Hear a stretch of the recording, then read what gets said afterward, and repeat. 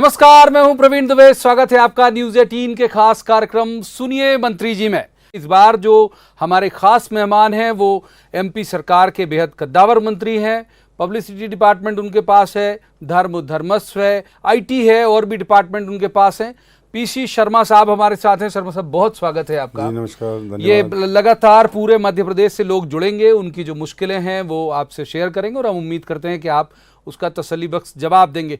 सबसे पहले मैं अपने दर्शकों से अपील करूंगा कि आप और भी जो आपके मन में जो संशय, जो सवाल हों वो जरूर हम तक पहुंचाएं। हम कोशिश करेंगे अधिकतम सवाल आज के इस कार्यक्रम में लेने का। सबसे पहले रुख करते हैं ग्वालियर का। ग्वालियर से न्यूज 18 के एक दर्शक हैं, वो अपना सवाल करना चाहते हैं। पूछिए अपना सवाल। मेरा नाम प्रतीक शर्मा है। मेरा सवाल मंत्री पीसी शर्मा जी से है।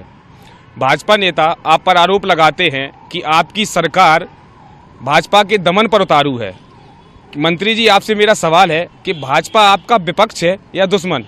ये बहुत समस्या है। शिवराज जी भी कई बार कहते हैं कि आप लोग रोन दे रहे हैं, बिल्कुल उनको, उनके नेताओं को कुचल देना चाहते हैं। नहीं, मैं समझता हूँ ये गलत है, पूरी तरह गलत है।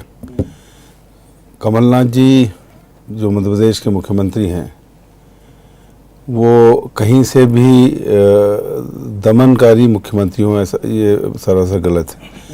और उनके काम करने की पद्धति में विपक्ष को बराबर सम्मान देते हैं वो। ये बात इसलिए आ रही होगी कि जो माफिया है उस पर एक्शन हुए जगह, चाहे ग्वालियर हो चाहे इंदौर हो। अब आपने सरकारी ज़मीन पर अवैध कब्जे करके बिल्डिंगें बना ली, उसको बेच दिया। आपने रेत माफियाओं के साथ मिलकर रेत का अवैध उत्खनन कर रहे हैं, अवैध शराब बेच रहे हैं। तो ये इन सब चीज़ों में जब कार्रवाई हुई तो मैं समझता हूँ कि लोगों को लगा। और दिक्कत ये है कि 15 साल में ये लोग पनपे थे जो विपक्ष से जुड़े हुए थे, तो कहीं ना कहीं वो लोग बहुत से उसमें घेरे में आए। लेकिन ऐसा कहीं ये नहीं कि क्योंकि विपक्ष है तो उसके खिलाफ इस तरह की माफिया के खिलाफ कार्रवाई हो। ये जो माफिया था कार्रवाई उसमें कहीं ना कहीं ये लोग चिन्हित होकर आ गए जो 15 सालों में ये कर रहे थे। जो एक बात बार बार आई कि जो पूर्व मुख्यमंत्री जी ने भी कहा, शिवराज जी ने, कि सब दुकानें इसका खोलने का हम शराब की विरोध करेंगे। अब वो जो दुकानें हैं, दुकान वाला तो वहाँ पहुँच नहीं पाता है। जो पुराने ज़माने से जो अवैध बेच रहे थे वहाँ उनको हुआ नुकसान। अब उसमें ये कह रहे हैं कि सब विपक्ष पे कार्रवाई हो रही है। विपक्ष कहीं इसमें टारगेट में नहीं है, केवल पक्ष और मुख्यमंत्री जी जो उन्होंने वचन दिए थे चुनाव के पहले, उन वचन को पूरा करने में लगे। 365 दिन में से 365 वचन पूरे किए। इसमें मैं कुछ छोटी जगहों का प्रभारी मंत्री हूँ, होशंगाबाद, हरदा। जब मैं वहाँ मीटिंग में गया तो लोगों का कहना था कि ये इंदौर और भोपाल वाली जैसी कार्रवाई यहाँ क्यों नहीं हो रही। हाँ, ये करें, ये उनकी डिमांड है। तो कहीं ना कहीं आम जनता की परेशानी इससे दूर हुई। सोसाइटियों में लोगों से पैसे ले लिए, उनको प्लाट नहीं दिए। मुख्यमंत्री जी ने प्लाट दिलाए, इंदौर में जाके दिलाए, भोपाल में यहाँ पे कलेक्टर ने दिए। तो ये एक लोगों को राहत हो रही। अब इसमें जो बड़े बड़े लोग लगे हुए थे वो कहीं ना कहीं 15 सालों में बीजेपी से जुड़ गए। कार्रवाई हुई तो उनको लगा कि विपक्ष को दबा रहे हैं। ऐसा नहीं है। तो जो कह रहे हैं पीसी शर्मा साहब, ये बात एक तरह से ठीक भी है कि भाई 15 साल सरकार रही तो जाहिर सी बात है जो गलत काम करने वाले लोग हैं वो सत्तारूढ़ पार्टी से जुड़ गए और अब चिन्हित हो रहे हैं कि भाजपाई हैं। जो कह रहे थे शर्मा साहब, पिछले, हमारे दर्शक जानते हैं, हमारे पिछले इसी शो में बहुत सारे लोगों ने गांव के लिए पूछा था कि हमारे गांव में ये माफिया के खिलाफ मुहिम कब चलेगी। तो ये बात सही है कि लोग उसे अप्रिशिएट कर रहे हैं। हम एक और अपने दर्शक का रुख करते हैं जो भोपाल से ही हैं और भोपाल से न्यूज 18 के एक दर्शक शर्मा साहब से सवाल करना चाहते हैं। पूछिए।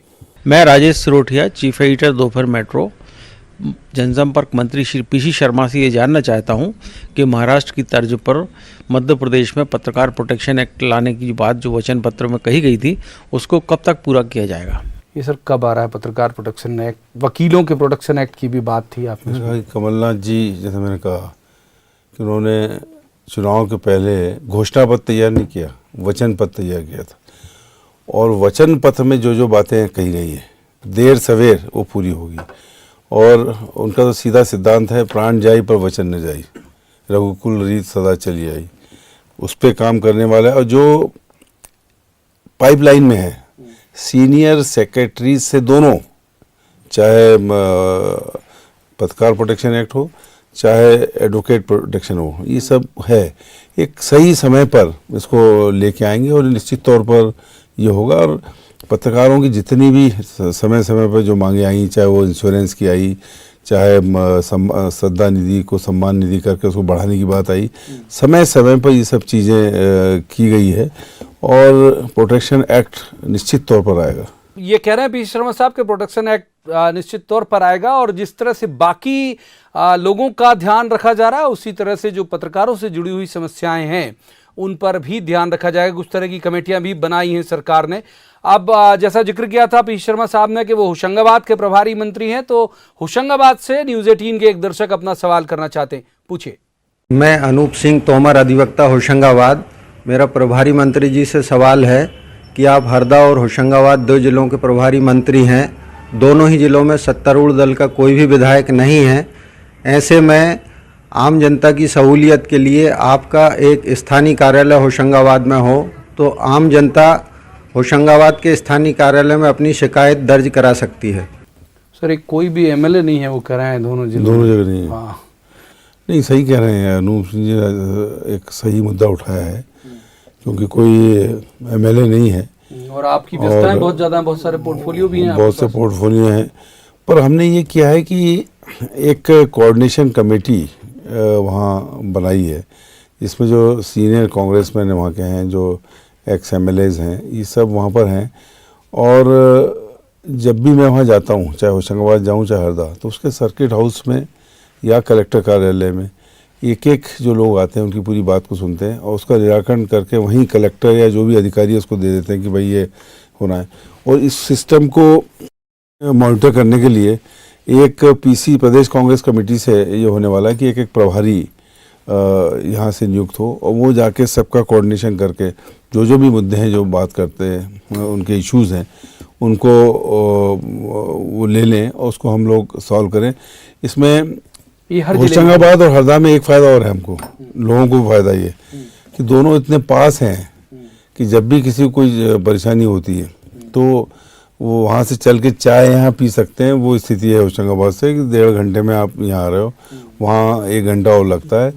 तो और कुछ न कुछ इश्यूज़ भोपाल क्योंकि राजधानी लोगों के रहते हैं। लेकिन अभी जो एक चेंज और आने वाला है कि जिला सरकार, उसका कंसेप्ट जो पहले था दिग्विजय सिंह जी के ज़माने में, वो फिर से आने वाला है। जब वो कंसेप्ट आ जाएगा तो मैं समझता हूँ कि जितने भी मुद्दे जिले के हैं वो वहीं हल होंगे, उनको किसी को भोपाल आने की आवश्यकता नहीं पड़ेगी। और जैसा अनूप जी ने कहा है, हम कोशिश करेंगे कि एक एक, क्योंकि जिला कांग्रेस के अध्यक्ष तो हमारे हैं दोनों जगह, एक एक कार्यालय जिला कांग्रेस का हो, वहीं पर सब अपने जो प्रॉब्लम्स हैं उनको दे दें और वो हम भेज दें तो यहाँ कर देंगे। और जब वहाँ आएंगे तो उसका वहाँ निराकरण कर देंगे। और कलेक्टर्स, एसपी, इन सब से ये हिदायत है कि जो लोकल प्रॉब्लम्स है वो ऑन द स्पॉट सॉल्व होना चाहिए। ये निर्देश मुख्यमंत्री कमलनाथ जी के हैं, उस तर्ज पे भी बहुत से काम हो रहे हैं। अभी हम रुख करेंगे इंदौर का। न्यूज़ 18 के एक दर्शक हैं, इंदौर से अपना सवाल करना चाहते हैं, पूछिए। मेरा नाम प्राची डेंगे है। मेरा मंत्री जी से सवाल है कि आनंद विभाग के तहत खुशी का पैमाना तय करने की तैयारी थी, लेकिन आनंद के पैमाने पर मध्य प्रदेश में क्या कुछ सुधार आया है? सर पिछली सरकार ने एक डिपार्टमेंट बना दिया था, आपको पता ही होगा, आनंद मंत्रालय ही बना दिया था एक उन्होंने पूरा। ये आनंद मंत्रालय अब आध्यात्म विभाग में आ गया है और इस आध्यात्म विभाग में का एक ये पार्ट हो गया है। और इसमें हमारे जो शासकीय जो कर्मचारी हैं इनको अलग अलग उसमें ट्रेन किया गया है। और ये जिला पंचायत स्तर पर, नगरपालिका स्तर पर ये अलग अलग जो कार्यक्रम इनको दिए जाते हैं वो करते हैं, चाहे वो खेल कूद का मामला हो या और दूसरी एक्टिविटीज़ इस तरह की हो, वो वहाँ करते हैं। और ये अभियान चल रहा है। और इसी विभाग में एक जो प्रयोग हमने किया था, जब एक दिन एल्डरमैन दिवस आया था तो एक हमने मीटिंग की यहाँ, केवल भोपाल में नहीं और जगह भी, और लोगों से ये डिमांड की कि जो एल्डरली पीपल हैं इनके लिए आप डिस्काउंट दीजिए अलग अलग चीज़ों में। कोई भी चीज़ अगर ये खरीदना चाहते हैं तो हमने ये देखा कि करीब 25-30 लोग वहाँ पर आ गए, अलग अलग शॉपकीपर्स सबको ही आमंत्रित किया गया। उन्होंने कहा किसी ने 10%, किसी ने 15%, किसी ने 20%, इस तरह के डिस्काउंट्स उन्होंने वहाँ पर दिए। ये एक प्रयोग किया था जो काफ़ी सफल हुआ, पूरे प्रदेश में हुआ। इसके अलावा इसमें योग एक श्री रविशंकर जी का एक प्रयोग हम लोग इंदौर में करने जाए। वहाँ से एक टीम आई थी, अरुण यादव जो हमारे पूर्व अध्यक्ष हैं, उनके साथ कुछ लोग आए थे जो वहाँ से जुड़े हुए। इनके क्षेत्र कसरावत में भी वो कार्यक्रम हुआ था। 50,000 लोगों को एक साथ वो उनका जो मेडिटेशन है उनकी स्टाइल का, श्री रविशंकर जी, वो वहाँ पर होगा, जो गिनीज बुक ऑफ वर्ल्ड में भी आएंगे। और वहाँ अगर वो सफल होता है तो ये दूसरे जगहों पर भी होगा। और जो मुख्यमंत्री जी ने इस विभाग का नाम आध्यात्म रखा है, तो मैं समझता हूँ कि किसी भी आनंद की जो पर हम पहुँचते हैं वो कहीं न कहीं आध्यात्म से शुरू होता है। अगर आध्यात्म में है, आप योग में हैं, ये सब चीज़ें कर रहे हैं, तो मैं समझता हूँ कि वो आनंद की प्राप्ति वो का एक वो माध्यम है। इसीलिए इसका नाम आध्यात्म रखा है, जिसमें हर चीज़ आ गई। उसमें मंदिर भी आ गया, मेडिटेशन भी आ गया और आनंद भी आ गया, जिसको हम लोग सब उसको और आगे बढ़ा रहे हैं। ये डिपार्टमेंट को और अभी मजबूत किया है हमने। अभी तो पार्टी शुरू हुई है, अभी तो पार्टी शुरू हुई है, 4 साल बकाया है। तो मैं समझता हूँ कि एडवोकेट प्रोटेक्शन एक्ट एक बार मंत्रिमंडल में उसके लिए आ भी गया था, लेकिन उसमें कुछ खामियां ऐसी दिखी कि वो और कुछ चीज़ें होना चाहिए उसमें, इसलिए उसको वापस दिया है। सेक्रेटरीज जो कमेटी है उसमें है, और ये आएगा, निश्चित तौर पे आएगा। पत्रकार प्रोटेक्शन एक्ट भी आएगा और एडवोकेट प्रोटेक्शन एक्ट भी आएगा। और एडवोकेट्स के लिए हम पेंशन भी शुरू करने वाले हैं कि जो 60 साल जिनकी उम्र हो गई, जैसे पत्रकारों के लिए किया है हमने।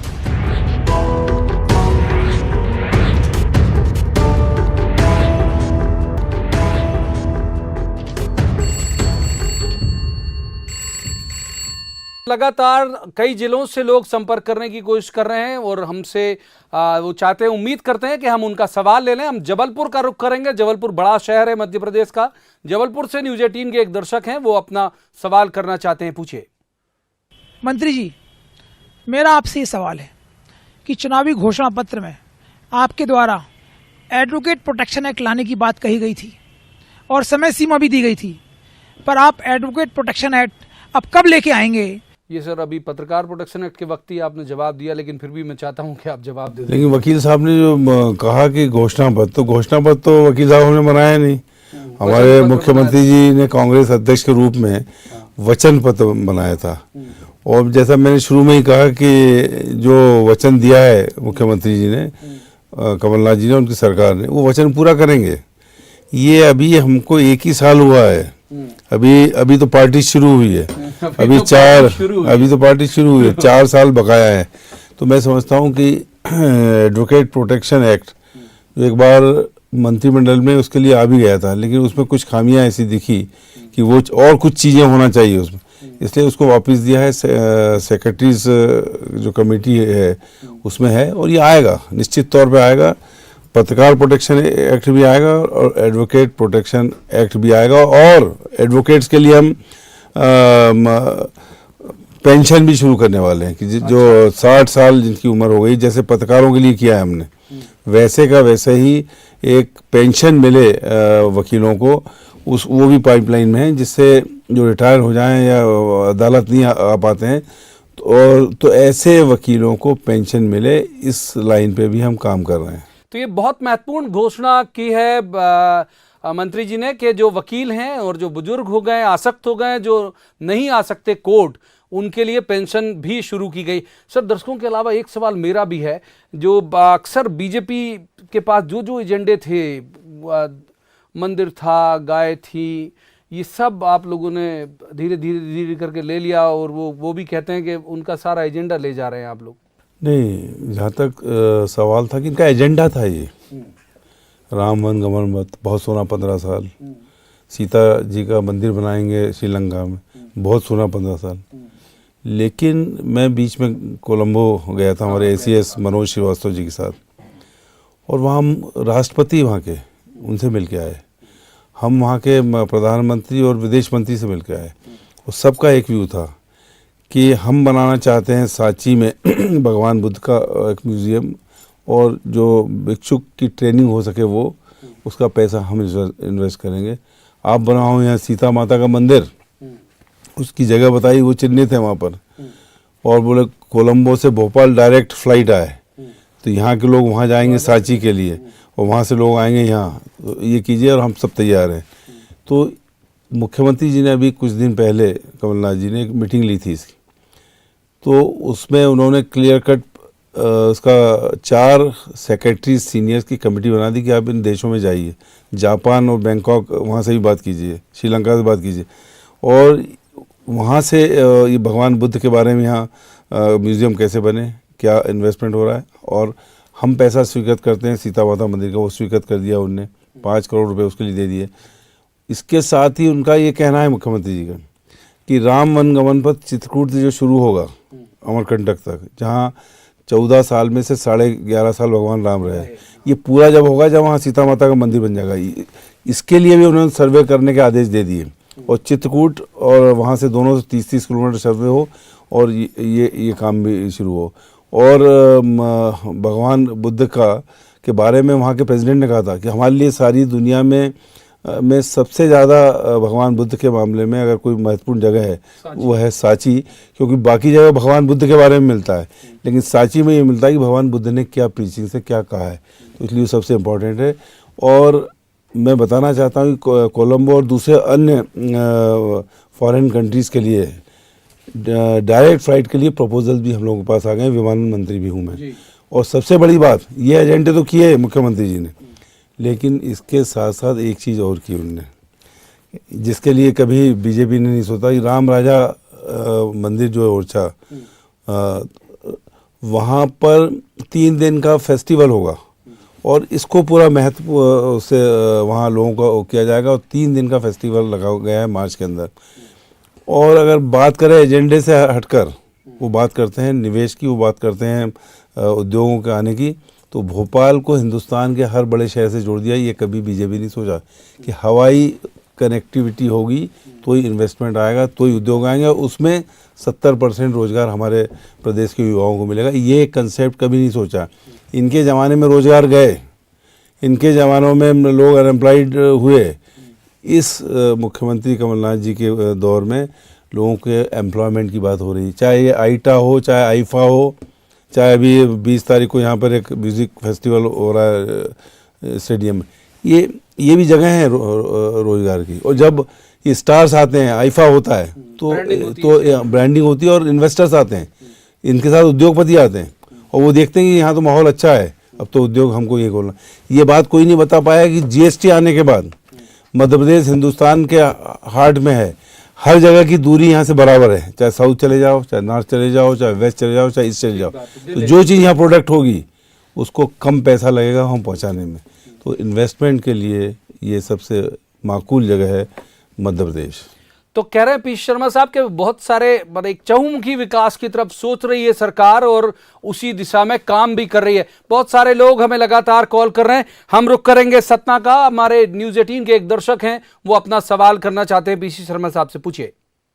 मध्य प्रदेश में कांग्रेस ने यहाँ पर जनता से वादा किया था राम वन गमन पथ के विकास का, लेकिन चित्रकूट में स्थितियां ये हैं कि न दर्शनार्थियों के लिए सुविधाएं बढ़ी हैं, न व्यवस्थाएं बदली हैं।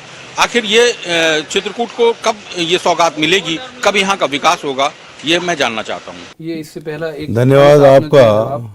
आपने पूछने के पहले ये भगवान राम ने मुझे सद्बुद्धि दी और मैंने बता दिया कि राम वन गमन पथ जो है, इसके लिए मुख्यमंत्री जी ने कुछ दिन पहले ही मीटिंग ली थी, और 24 करोड़ या 22 करोड़ पिछला बजट जो है मार्च के पहले वाला, और 22 उसके बाद का, इस तरह से 44 करोड़ रुपए स्वीकृत हैं। और उनने ये कह दिया है मुख्यमंत्री जी ने कि चित्रकूट से लेकर वहाँ तक कोई पैसे की कमी नहीं आने देंगे, और राम वन गमन पथ तो बनेगा ही, चिन्हित हो गई, लेकिन उस पद पे हम चलेंगे भी। भोपाल पीसी शर्मा साहब का बहुत संवेदी जो है वो जिला रहा है, कर्मभूमि उनकी भी यहीं रही है, और बहुत चप्पे चप्पे से भी वाकिफ हैं वो, और एक एक व्यक्ति से वाकिफ हैं। इसलिए अमूमन हम अपने पिछले प्रोग्राम में ये कोशिश करते थे कि एक जिले से एक सवाल लें। लेकिन इस प्रोग्राम में हमने भोपाल से दूसरा एक सवाल लिया। न्यूज़ 18 के एक दर्शक हैं भोपाल से, वो पीसी शर्मा साहब से कुछ पूछना चाहते हैं, पूछिए। मंत्री जी, भोपाल कोर्ट से सीनियर एडवोकेट सुदामा यादव आपसे एक सवाल करना चाहता हूं हाईकोर्ट बेंच के संबंध में। बरसों से भोपाल के वकील हाईकोर्ट बेंच के लिए मांग करते आए हैं और पिछली सरकार ने इस संबंध में कुछ भी नहीं किया है। आपसे काफ़ी उम्मीद है, उस नाते आपसे पूछना चाहता हूं कि सरकार हाईकोर्ट बेंच के लिए, भोपाल के लिए कुछ काम कर रही है, प्रयास कर रही है या नहीं? ये सर विखंडन तो हुआ इंदौर और जबलपुर, अब ये तीसरे की मांग कर रहे हैं ये लोग कि हाईकोर्ट की एक बेंच भोपाल भी हो जाए। ग्वालियर भी हुआ, सब माफ कीजिए, 3 हो गए, ग्वालियर, इंदौर और जबलपुर। ये एक बहुत ही संवेदनशील और सेंसिटिव है। सुदामा यादव जी को मैं जानता हूँ, बड़े सीनियर एडवोकेट हैं ये, और निश्चित तौर पर क्योंकि ये कहीं ना कहीं जो हाई कोर्ट जज हैं, चीफ जस्टिस हैं, इन सबको इसमें फैसला करना होता है। तो मैं समझता हूँ कि इनके जो बात कही है इसका मूवमेंट हम करेंगे और इस चीज़ को वहाँ तक पहुँचाएंगे, क्योंकि उनकी जब परमिशन होती है तभी ये संभव है। तो मैं उनसे कहना चाहूँगा सुदामा जी से कि वो जो हमारी बार है भोपाल की, वो एडवोकेट्स इस चीज़ को मूव करें। हरदा से न्यूज़ 18 के दर्शक एक सवाल करना चाहते हैं, पूछिए। मैं प्रभारी मंत्री पीसी शर्मा जी से पूछना चाह रहा हूँ कि पहले भी रेत खनन चलता था जब बीजेपी की सरकार थी, और आपकी सरकार है तब भी अभी भी चल रहा है, रेत खनन चल रहा है। आप इस पे क्या एक्शन लेना चाहोगे? इलीगल माइनिंग बड़ी चुनौती है। ठीक कहा आपने। जब बीजेपी की सरकार थी तो जब ऑक्शन होती थी खदानें, तो आते थे 230 करोड़ रुपए। अब जब कमलनाथ जी ने इसके ऑक्शन कराए तो ये आ गया 1300 करोड़, मतलब 1000 करोड़ से ज़्यादा का कई गुना मतलब फ़ायदा हुआ है सरकार को। और सरकार को फ़ायदा होने का मतलब है कि जनता को फ़ायदा हुआ है। और ये ऑक्शन होने के बाद ये उनको हैंडओवर धीरे धीरे हो रही है, जैसे MOU हो रहे हैं, वो पैसा जमा कर रहे हैं, तो ये खदानें उन रेत ठेकेदारों को दी जा रही है। अब ये संचालन करेंगे तो अवैध का मामला तो अब खत्म। ये पहले होता था कि अगर होशंगाबाद से ट्रक चला है और उसमें नंबर नहीं है, चौहान लिखा हुआ तो पास हो जाता था, चौहान लिख के पास हो जाता था। लेकिन अब कोई चौहान लिखे या शर्मा लिखे, उस पर पूरी नज़र रहेगी। और जिन लोगों ने लिए हैं, पैसे इन्वेस्ट किए हैं, अब हर चीज़ उनके हिसाब से होगी, जिम्मेदारी उनकी हो गई है, इसलिए अवैध होने का तो सवाल ही नहीं है। अब पीसी शर्मा साहब बहुत व्यस्त रहते हैं, इसके बावजूद उन्होंने न्यूज़ 18 के मंच पर आकर लोगों से सीधे संवाद के लिए वक्त निकाला। सर आपका बहुत बहुत धन्यवाद। तो आज के इस कार्यक्रम में बस इतना ही। अगले हफ्ते किसी खास मंत्री के साथ होगी मुलाकात, तब तक आप देखते रहिए न्यूज़ 18 मध्य प्रदेश छत्तीसगढ़। जी नमस्कार।